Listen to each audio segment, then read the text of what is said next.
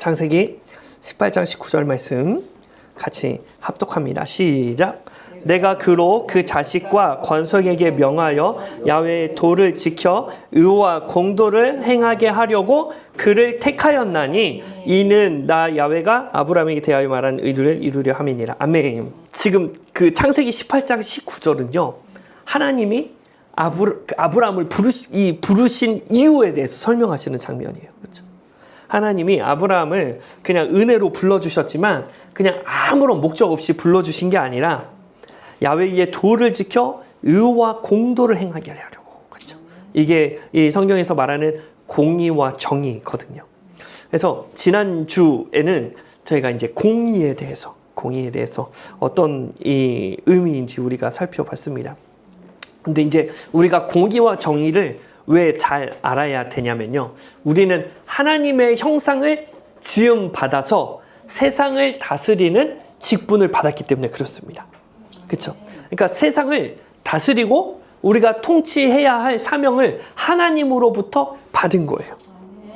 그래서 우리가 세상을 경영하고 다스리고 통치하는 방법은 하나님으로부터 의탁을 받았으니 하나님의 방법을 따라 세상을 통치해야 돼요. 세상을 다스려야 돼요. 하나님의 방법을 따라. 왜요? 저와 여러분들은 하나님의 형상을 닮았고 하나님으로부터 부르심을 받았기 때문에 하나님의 방법을 따라서 세상을 다스리고 섬겨야 됩니다. 그러니까 방법이 두 가지인 거예요. 하나님의 방법이 있고 사단의 방법이 있습니다. 그렇죠? 우리는 누구의 방법을 따라야 되냐? 하나님의 방법을 따라야 돼요. 그렇죠? 근데 그 하나님의 방법이 뭐냐? 바로 오늘 이 본문 말씀에 있는 의와 공도, 정의와 공의가 하나님의 통치 방식이라는 거예요. 그래서 저와 여러분들은 이 세상을 살아갈 때 공의와 정의를 토대로 세상을 살아가야 됩니다. 공의와 정의를 토대로 세상을 다스리고 통치해야 되는 거예요. 그래서 지난 시간에 나누었던 공의는 간단하게 무슨 뜻이냐? 올바른 관계라는 의미가 있는데, 그래서 공의는 두 가지의 방향이 있습니다. 첫 번째는 하나님과 나 사이의 공의, 두 번째는 사람과 사람 사이의 공의. 그러면 하나님과 나 사이의 그 공의는 뭐냐? 창세기 15장을 보면 하나님이 아브라함한테 의롭다고 여기시거든요. 근데 그 장면이 뭐였냐면요. 이 창세기 12장에 하나님이 아브라함에게 자식을 준다고 약속했어요. 근데 3장이 지나면서까지 자식이 없으니까 아브라함 마음에는 이제 자식을 못 낳았다. 그런 생각이 든 거예요. 그래서 하나님이 너한테 상급도 주고 돈도 줄게, 너를 지켜줄게 그렇게 약속하셨는데 아브라함의 대답이 하나님 감사합니다 이게 아니라 그거 받아서 내가 뭐합니까? 자식도 없는데 그렇게 얘기해요. 그러니까 12장에 약속하셨던 하나님의 약속을 믿는 거예요? 안 믿는 거예요? 안 믿는 거예요. 왜 안 믿냐? 자기의 이런 그 나이도 있고, 그쵸? 자기 와이프의 나이도 있고, 그걸 아무리 계산기를 두드려 봐도 절대로 우리 집에서는 자식이 나올 수 없는 거예요. 그쵸? 사라의 몸에서는 자식이 나올 수 있는 방편이 없는 거예요. 그래서 아브라함이 안 믿었어요. 근데 하나님이 어떻게 했어요? 너무 유명한 구절이죠. 밖으로 나가서 하늘의 별을 보게 하시면서 너 저 별 셀 수 있냐? 셀 수 없지. 그만큼 네 후손이 많아질 거다. 하나님의 이렇게 선명하게 보여주시니까 그제서야 아브라함이 하나님의 말씀을 믿어요. 그렇죠? 그것을 성경은 뭐라고 얘기했냐? 하나님이 그를 의롭게 여기시고, 여기서 말하는 의가 공의라는 거예요. 그렇죠? 그래서 하나님과 나 사이에서의 올바른 관계, 공의는 무엇이냐? 지금 내가 처한 상황이나 형편을 보면 절대로 안 되는 것 같아요. 그런데도 하나님이 말씀하시면 그 하나님의 말씀을 믿는 거예요. 내 상황을 믿는 게 아니라 그것을 하나님은 공의다 라고 얘기하고 있습니다. 그렇죠? 저와 여러분들 죄인이죠. 하나님 앞에 이 심판받을 수밖에 없는 죄인이에요. 그럼에도 불구하고 하나님이 어떻게 하셨습니까? 예수 그리스도를 통해서 우리를 구원해 주시기로 약속해 주셨잖아요. 그렇죠? 내 행위를 보면 도저히 받을 수 없는 은혜인데 하나님이 그렇게 말씀하시고 하나님이 방법을 그렇게 정해 놓으시니까 그 사실을 믿음으로 받아들이는 것, 그것을 공의다 라고 성경이 얘기하고 있는 거예요. 이게 하나님과 나 사이의 공이고, 이 사람과 사람 사이의 공의는 무엇이냐? 내가 귀하듯이, 하나님 앞에 내가 귀하듯이 하나님이 만들어 놓으신 상대방도 귀하다는 거예요. 힘이 있는 상대든 힘이 없는 상대든 그 사람의 권리를 지켜주고 보호해주고, 그쵸? 내가 하기 싫은 것 상대방에게 시키면 안 돼. 그쵸? 상대방을 아껴주는 것. 그쵸? 그것을 성경은 공이다. 그쵸? 그래서 내가 힘이 있다고 해서 하나님의 형상을 닮은 존재를 빼앗고 착취하고 폭력을 가하고, 그것은 절대로 공의롭지 못하다. 즉 이것까지가 이제 지난주의 이 공의의 내용이었고요. 오늘은 정의에 대해서 생각해보고자 합니다.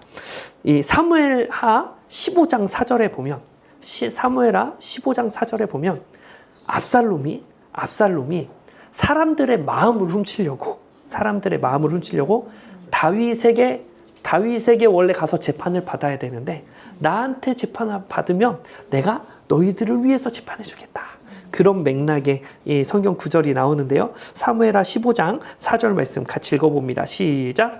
또 이르기를 내가 이 땅에서 재판관이 되고 누구든지 송사나 재판을 할 일이 있어 내게로 오는 자에게 내가 공의를 베풀기를 원하노라 하고. 아멘.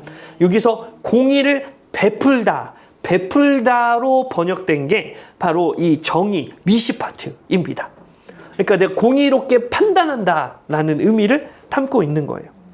그래서 이 미시파트는 재판 혹은 판단을 의미합니다. 자, 열왕기상 8장 59절을 보면 너무나 유명한 솔로몬의 기도가 나와 있습니다. 열왕기상 8장 59절 같이 읽어볼까요? 시작. 여호와 앞에서 나의 간구한 이 말씀을 주야로 우리 하나님 야훼께 가까이 있게 하시었고, 또 주의 종의 일과 주의 백성 이스라엘의 일을 날마다 당하는 대로 돌아보사. 아멘. 이 솔로몬 왕과 이스라엘 백성이 매일매일 겪는 일들을 하나님께서 돌아봐 주시옵소서, 돌봐 주시옵소서, 판단하여 주시옵소서. 지금 이 돌아보사라는 단어가 이 히브리어로 미시파트, 정의를 베풀다. 그렇죠? 그래서 이 올바른 판단, 재판, 이거를 미시파트, 정의라고 이야기하고 있는 거예요. 그래서 우리가 이 땅에서 이 성경이 말하는 정의를 가지고 살아간다. 그것은 올바른 판단을 하며 살아간다. 그렇죠? 하나님 앞에. 네, 그러한 의미를 담고 있는 것입니다. 자, 그러면 이 하나님이 말하시는 정의, 미시파트는 어떤 사람이 이 미시파트를 행하려면, 정의를 행하려면 어떤 자격을 갖추어야 하냐? 그건 성경에 어디서 나오냐면, 모세가 혼자 일하다가 너무 힘이 들어가지고 70인 장로를 세우잖아요. 그렇죠? 그 70인 장로를 세울 때 그 사람들이 모세를 대신하여 재판하거든요. 그렇죠? 미시파트, 정의를 행하는 사람들이 이 모세가 세운 70인 장로예요. 그럼 그 사람들의 자격에 대해서 성경은 뭐라고 얘기하냐? 출애굽기 18장 21절 말씀입니다. 출애굽기 18장 21절 말씀 같이 읽어봅니다. 시작. 너는 또 온 백성 가운데서 능력 있는 사람 곧 하나님을 두려워하며 진실하며 불의한 이익을 미워하는 자를 살펴서. 아멘. 자, 여기서 세 가지 조건이 나오죠. 첫 번째로 뭐예요? 하나님을 두려워하고, 두 번째로 진실하고, 세 번째로 불의한 이익을 미워하는 자들. 그렇죠? 이 세 가지 조건을 얘기하고 있어요. 이 중에 첫 번째 요소는 바로 하나님을 두려워하라는 것입니다. 그렇죠? 그럼 이것은 무엇이냐? 성경이 말하는 정의의 출발점은 누구로부터 시작되냐? 하나님으로부터 시작이 된다는 거예요. 그렇죠? 각자 자기 자신을 기준을 삼으면 모든 사람이 다 정의가, 재판이 다 달라요. 판단이 다 달라요. 그렇죠? 그래서 성경이 말하는 정의는 사람으로부터 시작되는 것이 아니라 하나님으로부터 시작된다. 그렇죠? 그래서 올바른 정의는 누구의 시선에서 세상을 바라보는 거냐? 하나님의 시선에서 세상을 바라보는 거예요. 그런 하나님의 시선에 사로잡힌 우리가 잘 아는 인물이 있습니다. 그게 뭐예요? 바로 요셉이죠. 요셉은 이 보디발 가정의 총무로 살고 있었습니다. 근데 그 당시 보디발의 아내가 요셉을 유혹했다고요. 그때 그 요셉이 보디발 아내의 유혹에 넘어갔으면 아무래도 그 가정 안에서는 아주 편안하고 안락한 삶을 영위할 수도 있었을 것입니다. 그런데 요셉이 뭐라고 얘기하냐? 창세기 39장 9절 말씀 같이 읽어봅니다. 시작. 이 집에는 나보다 큰 이가 없으며 주인이 아무것도 내게 금하지 아니하였어도 금한 것은 당신뿐이오니 당신은 그의 아내임이니라. 그런즉 내가 어찌 이 큰 악을 행하여 하나님께 죄를 지으리까. 아멘.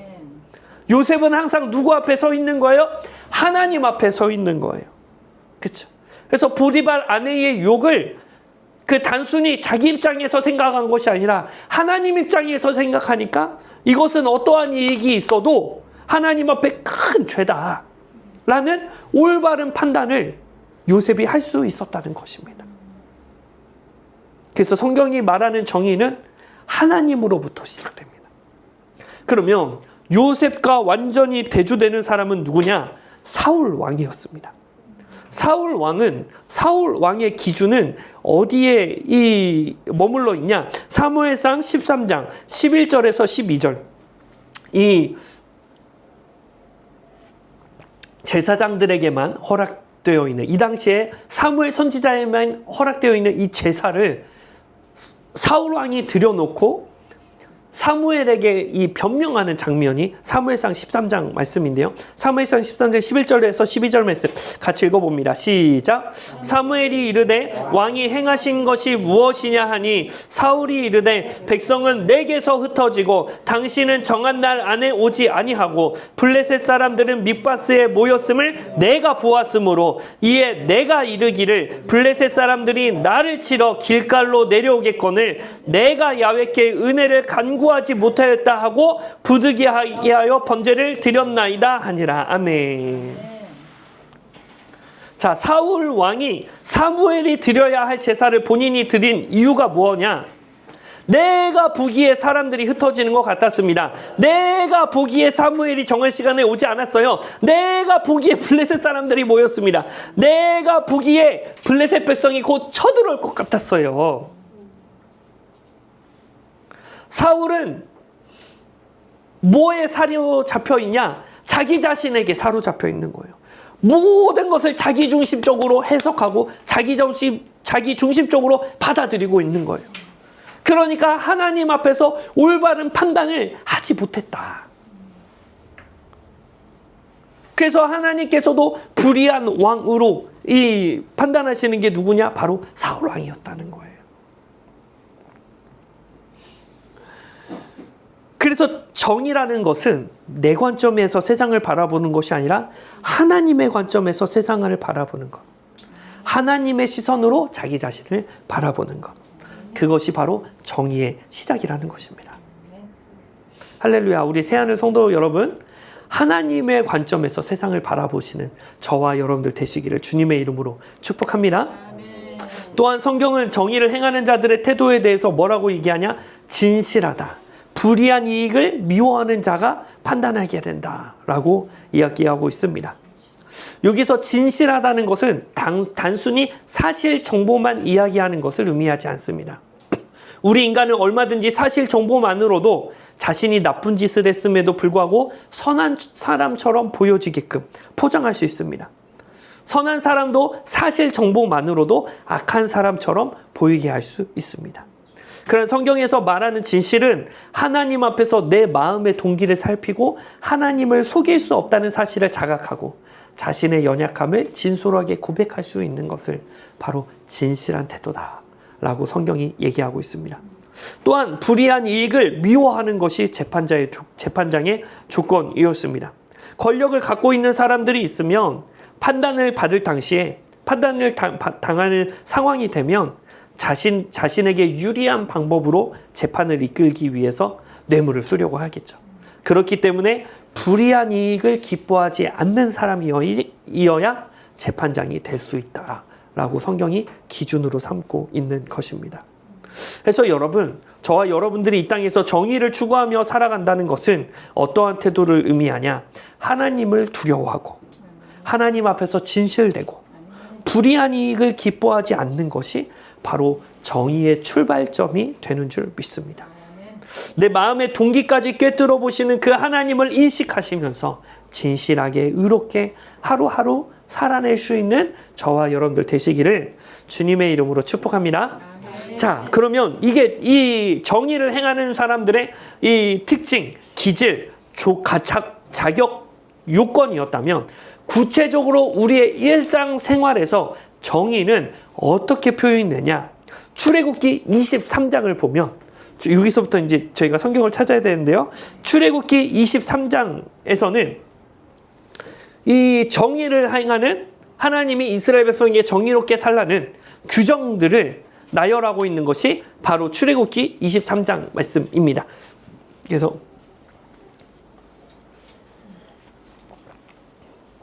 네, 여유 있게 찾으시고요. 출애굽기 23장 우리 1절 말씀 같이 읽어봅니다. 시작. 너는 거짓된 풍설을 퍼뜨리지 말며 악인과 연합하여 위증하는 증인이 되지 말며. 아멘. 자, 성경은 뭐라고 얘기냐? 무엇이 정의냐? 거짓된 풍설을 퍼뜨리지 않는 것이 바로 정의다 라고 이야기하고 있습니다. 자, 우리가 이 본문을 토대로 우리의 삶에 경각심을 가져야 하는데요. 뭐냐면 거짓말을 최초로 만든 사람에게만 책임이 있는 것이 아니라 그 거짓된 정보를 전달한 사람에게도 성경은 책임을 추궁하고 있다는 것입니다. 그렇죠? 네. 거짓된 풍설을 퍼뜨리지 말아라. 그러니까 거짓된 풍설, 내가 아무리 다른 사람에게 들은 얘기를 할지라도 그것을 내가 옳고 그름을 확인하지 않고 그대로 전달하는 것은 성경이 말하는 정의에서 벗어난 삶이다 라고 말씀하고 있는 거예요. 그렇죠? 그래서 여러분, 그 정의롭게 살기가 정말 어려운 시대에 살고 있습니다. 네.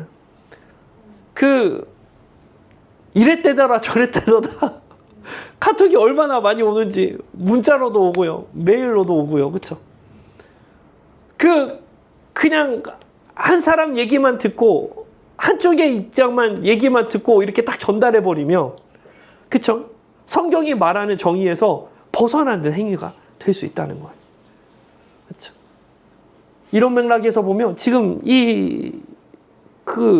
우리가 살고 있는 이 시대에 정말 하나님이 요구하시는 정의가 많이 훼손되어진 세상에서 살고 있습니다.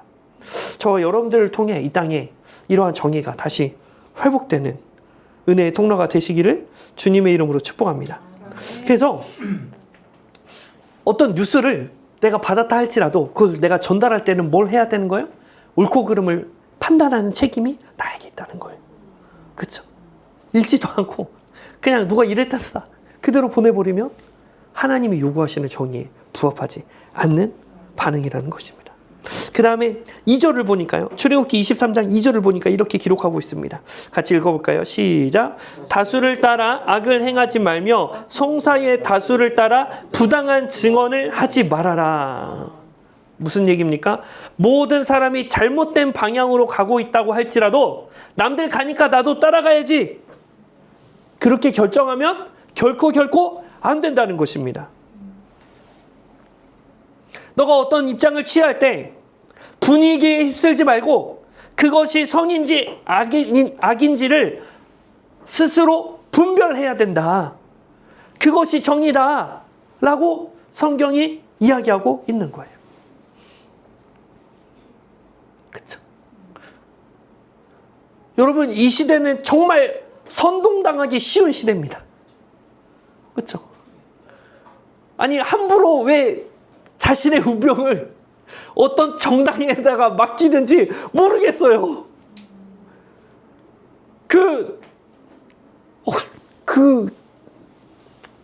할렐루야. 저 개척했으니까 뭐 이런 얘기 할 수 있죠.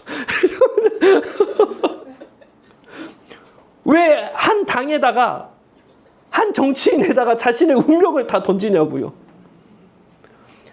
그 사람의 방향이, 한 정당의 방향이 성경이 말하는 가치관과 부합한지 아닌지를 스스로 분별해야죠.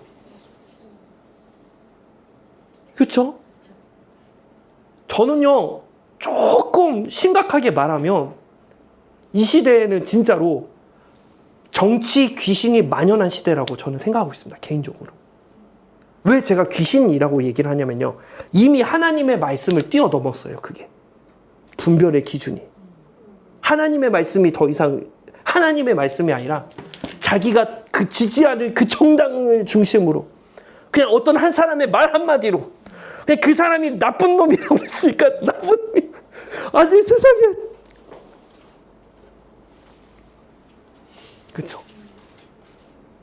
다수를 따라 악을 행하며 송사의 다수를 따라 부당한 증언을 하지 말며.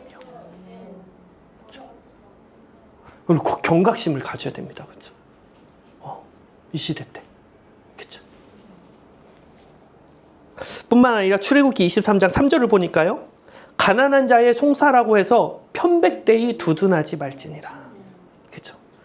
가난한 사람이 어떤 일을 당했다고 해서 그 사람 입장에 서서 되게 부풀려서 얘기하거나 무비판적으로 무조건 그 사람 입장에서 서려는 마음을 경계해라, 조심해라.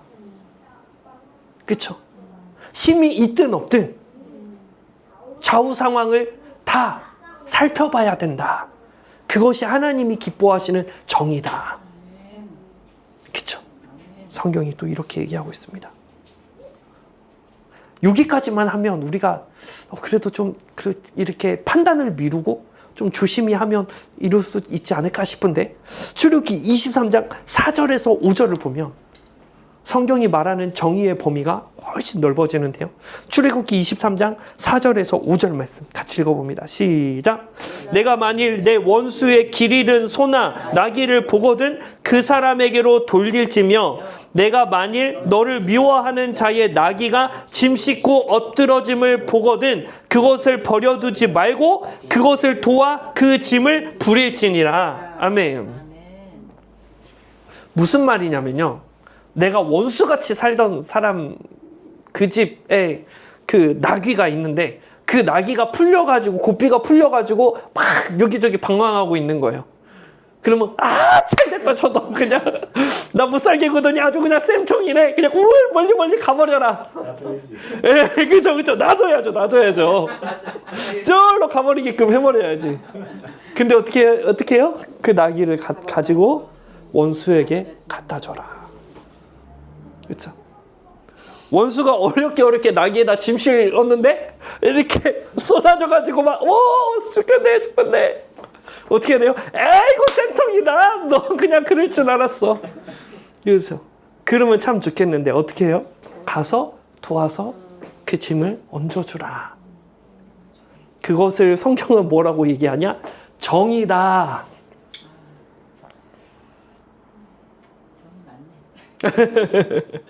그것이 정의다. 그렇죠. 그래서 성경은 요약하자면 무엇을 정의라고 얘기하냐? 내가 대접받고 싶은 대로 남에게도 대접을 해줘라. 내가 나 자신을 귀하게 여기는 것처럼 다른 사람이라도 귀하게 여겨라. 내가 힘들 때는 어떤 생각이 들어요? 원수에게라도 좀 도움을 받았으면 좋겠다. 그런 생각이 드니까 너가 가서 그 사람에게 도움이 되어라. 그것이 성경이 말하는 정의다 라고 말씀하고 있는 거예요. 그렇죠? 이제 좀 이해가 되시고 윤곽이 잡혀지시죠? 자, 그래서 우리가 정의를 추구하기 위해서는 어떤 자세가 필요하냐? 하나님을 두려워하고 하나님 앞에 진실하고 불이한 이익을 기뻐하지 않는 성품을 가져야 됩니다. 그러면 우리의 삶 속에서 이런 정의를 어떻게 실현할 수 있습니까? 거짓 정보를 퍼뜨리지 않는 거예요. 그렇죠?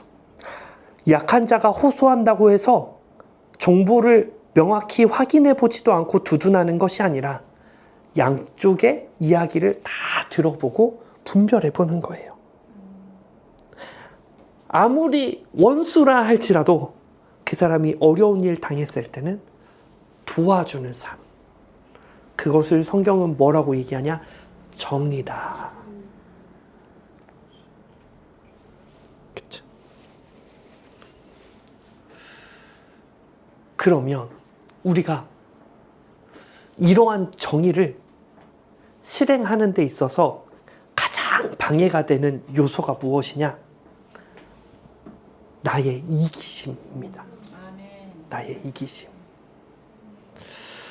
이 인간이 연약한 존재이어서요. 사실 우리 인간은 남의 얘기를 듣는 것보다 내가 말하는 것이 편하고 내가 환경에 맞추는 것이 아니라 환경이 나에게 맞추어지는 것을 더 편안해 합니다. 이것이 때로는 한쪽만 듣고 섣부른 판단을 하기도 하고 상대방의 얘기를 듣지 않고 미리 판단해 버리는 오류를 범하게 만든다는 거예요.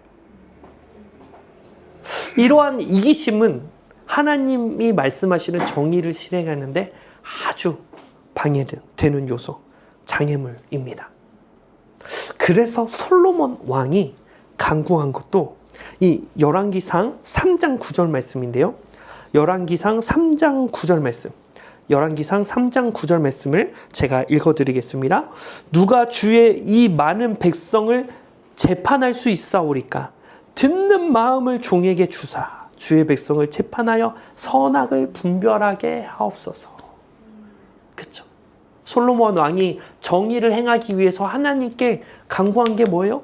듣는 마음이라는 거예요. 왜요? 우리 인간은 이기심 때문에 섣부른 판단하는 마음 때문에 조급함 때문에 하나님의 공의를 하나님의 정의를 행하기 어려운 존재가 바로 인간이기 때문에 그랬습니다. 그래서 솔로몬도 자신의 이기심을 알았기 때문에 조급한 마음을 알았기 때문에 귀찮은 마음을 알았기 때문에 하나님 앞에 듣는 마음을 간구하는 거예요. 새하늘 성도 여러분, 듣는 마음이 회복되어지는 저와 여러분들 되시길 주님의 이름으로 축복합니다. 그런데 우리 인간은요, 이 이기심으로 인하여서 듣는 마음을 잃어버렸습니다. 이 인간의 위험한 이기심은 사람에게 피해를 끼칠 뿐만 아니라 이 이기심이 누구까지 향했냐? 예수님에게까지 이기심이 뻗쳐버리게 됐다는 거예요. 예수님이 우리에게 주시고자 한 것은 무엇입니까? 구원이었죠. 영원한 생명, 죄사함의 은혜였습니다. 근데 이스라엘 백성이 요구한 것은 무엇이에요? 빵이었습니다. 로마로부터 해방이었습니다. 예수님이 주시려고 하는 것에 대해서 이스라엘 백성은 듣는 마음이 없었던 거예요. 그러니까 그 인간의 이기심으로 말미암아 어떤 일까지 벌어지게 됩니까? 예수님을 십자가에 못 박는 일까지 벌어지게 된 거예요.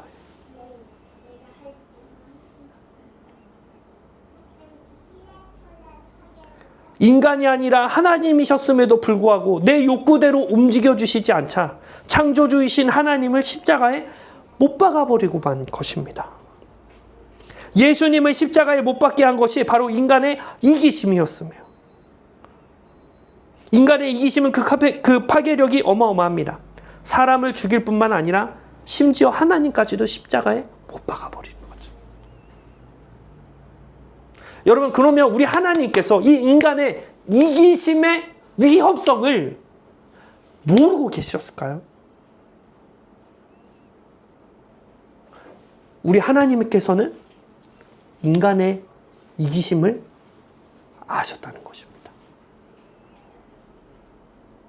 인간의 이기심이 이토록 위험한 것인지 하나님이 아셨음에도 불구하고 하나님은 어떻게 우리의 이기심을 정복하십니까? 자기가 가지고 있는 최고의 것을 우리에게 내어주심으로 말미암아 우리의 이기심으로부터 승리하셨다는 것입니다. 하나님은요, 선악과 안 만드시는 게 편합니다. 선악과 안 만드시면 예수님이 십자가에 못 박히실 일도 없는 거예요. 그런데 하나님이 어떻게 하십니까? 인간의 끊임없는 욕망, 그 추구하는 것보다 하나님이 더 많은 은혜를 베풀어 주심으로 말미암아 우리의 이기심을 정복해 주신다는 것입니다.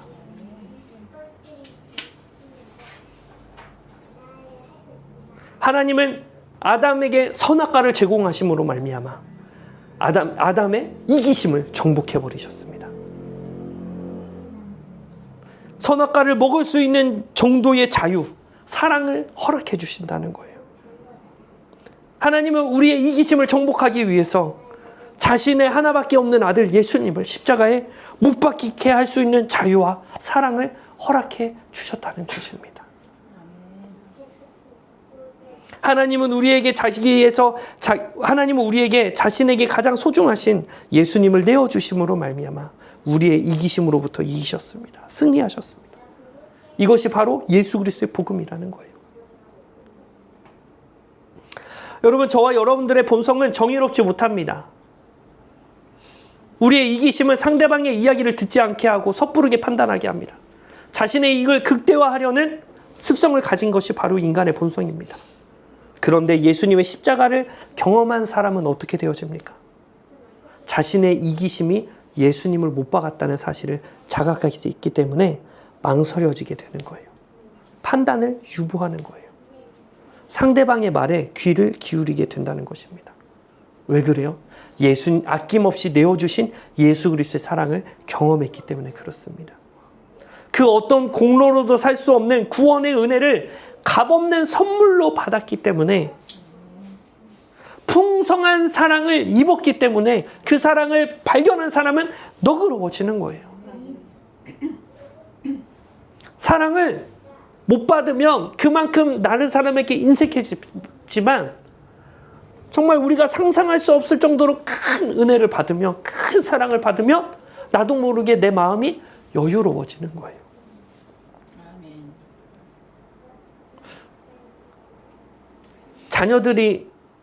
자녀들이 하나 이상 있으면 간식이 하나 있으면 싸웁니다. 그렇죠? 간식 하나만 주면 서로 하나 더 먹겠다고 싸워요. 그렇죠? 안 싸우는 방법이 있습니다. 어떻게 하면 돼요? 10개를 사줘 버리는 거예요. 그럼 아이들이 싸우지 않습니다. 너그러워져요. 왜요? 또 먹을 수 있으니까. 아예 넘치게 줘버리는 거예요. 하나님이 우리의 이기심을 정복하시기 위해서 어떻게 하셨어요? 넘치도록 부어주시는 거예요. 내가 상상할 수도 없는 놀라운 은혜와 선물들을 충만하게 불어넣어 주시는 거예요. 그 은혜를 경험한 사람은 여유가 생겨버릴 수밖에 없는 거예요. 어떻게든 나 자신의 의를 드러내려고 하는 것이 아니라, 하나님이 공의의 하나님, 정의의 하나님이시니까 내가 그 길을 향해 가는 것이 기쁜 거예요. 감사한 거예요. 그게 나에게 너무 좋은 삶이 되어지는 거예요. 왜요? 하나님으로부터 넘치는 사랑을 입었기 때문에 그렇습니다. 사랑하는 새하늘 성도 여러분, 정말 정의가 사라진 이 시대에 하나님이 요구하시는 공의와 정의가 저와 여러분들의 삶을 통해서 이 땅에 창대하게 펼쳐나가는 그런 귀한 축복의 통로 되시기를 주님의 이름으로 축복합니다. 우리가 이 땅에서 어떻게 정의를 행하며 살아갈 수 있습니까? 예수님의 십자가 사랑을 발견할 때, 예수님의 십자가의 사랑, 정말 내가 감당할 수 없을 정도로 충만한 은혜를 받은 사람은 하나님이 공의의 정의의 하나님이시니까 내가 기꺼이 그분의 방식을 따라 살아가게 되는 거예요. 다른 사람을, 상대방을 관대하게 여기고 함부로 말을 옮기지 않고 끝까지 들어주고 인내하는 마음이 하나님이 부어주시게 된다는 것입니다.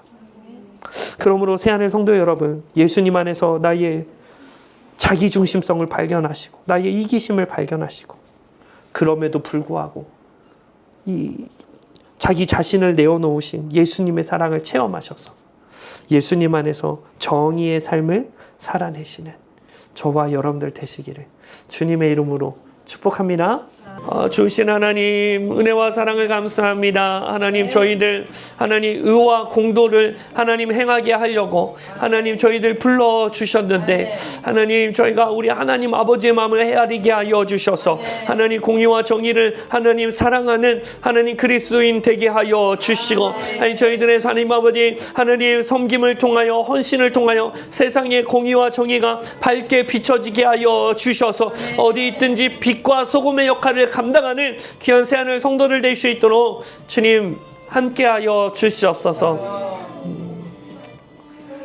하나님 또 새하늘 교회 하나님 사랑하셔서 창세전에 하나님 예비하여 주시고 또 한 걸음 한 걸음 하나님 인도하여 주셔서 하나님 저희가 하나님의 은혜로 정말 하나님 아름다운 초소에서 평안한 마음으로 마음껏 예배하게 하시니 너무나 감사하고 하나님 이름 위한 늦은 만나와 외출하기 모든 필요를 아시는 아버지께서 구한 것보다 더 좋은 것으로 주님 풍성하게 채워주시더니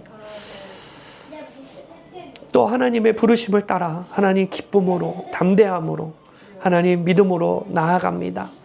하나님 모든 여정 가운데 주님께서 함께하여 주시니 참으로 감사하고 이 땅에 교회가 또 태어나게 한 것은 하나님께서 맡기신 직분과 사명이 있사온 줄 믿사오니 하나님 교회를 통하여 사명을 감당하는 교회 되게 하여 주시옵소서. 이 땅에 많은 깨어진 가정이 회복되어지게 하여 주시고 믿지 않는 가정들이 하나님 주님 앞에 돌아오게 하여 주시고 꿈을 잃어버린 하나님 많은 사람들이 꿈을 발견하게 하여 주시고 하나님 정말 지옥 같은 삶에서 천국의 기쁨을 하나님 누리게 하는 하나님 그런 사명 감당하는 새하늘 교회 되게 하여 주셔서 하나님 주님들께 잘했더라 착하고 충성된 자를 칭찬받는 믿음의 교회 되게 하여 주시옵소서. 받은 은혜 감사해서 생명을 대신하여 기쁨으로 예물 올려드립니다. 주님 기쁘게 받아주시고 물질련 잘 받아서 돈 두려워하지 않게 하시고 다스리게 하여 주셔서 이 땅에 많은 벌고 굶주린 자들 위로하는 은혜의 통로가 되게 하여 주시옵소서. 이제는 우리를 구원하신 주 예수 그리스도의 은혜와 아버지 하나님의 질카신 사랑하심과 보혜사 성령님께서 함께 하시고 교제하시고 충만케 하시는 역사가 하나님의 성품을 따라 이 땅에서 하나님 공의와 정의를 또 이 세워나가기로 결단하는 모든 새하늘 성도들 머리 위에 지금부터 영원토록 함께 하시기를 간절히 축원드리옵나이다. 아멘.